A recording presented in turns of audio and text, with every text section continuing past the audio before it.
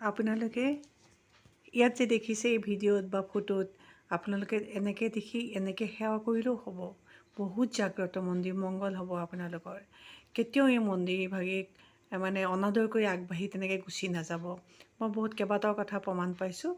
আৰু এই পাথৰে ইঞ্জিনিয়াৰিঙৰ চেষ্টা কৰি কি হৈছিল মই আগৰ ভিডিঅ'টোত কৈছোঁ, আপোনালোকে চাব মোৰ আগৰ ভিডিঅ'টো দেখিব। জনা হৈছে, বেছিভাগ মানুহে জনা হৈছে আচলতে। এই যে ৰঙা শিলটো এতিয়া দেখি গ'ল, সেই শিলটোতে এই মন্দিৰৰ আইগৰাকী প্ৰায়ে ৰাতি বহি থাকে। মই আগৰ প্ৰথমে দিয়া সেইটোত কৈছিলোঁ ভিডিঅ'টোত যে ইয়াত এনেকৈ বহি থকা, বগা কাপোৰ পিন্ধি এগৰাকী মহিলা বহি থকা, নাইট চুপাৰত যোৱা প্ৰায়বোৰ মানুহে দেখে। তেতিয়া বুজি পোৱা নাছিল মন্দিৰৰ আচলতে।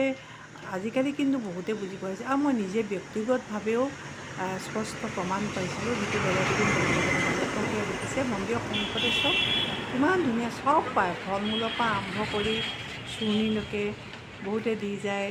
মানে আপুনি যাওঁতে সেৱাভাগ কৰি নগ'লে আপোনাৰ মনটো হেৰি নামানে, মানে কোনেও সাহস নকৰে। গাড়ীৰ পৰা হ'লেও কিন্তু মানুহে সেৱাভাগ কৰি যায়। আপুনি দুবাৰ যদি অহা যোৱা কৰে, এবাৰ কৰি গ'লেও হ'ব। আমি এতিয়া ঘূৰি যাওঁতে যেতিয়া ৰাতি হয় তেতিয়ালৈ আমি নকৰোঁ, কিন্তু এবাৰ হ'লেও মাৰ আশীৰ্বাদটো আমি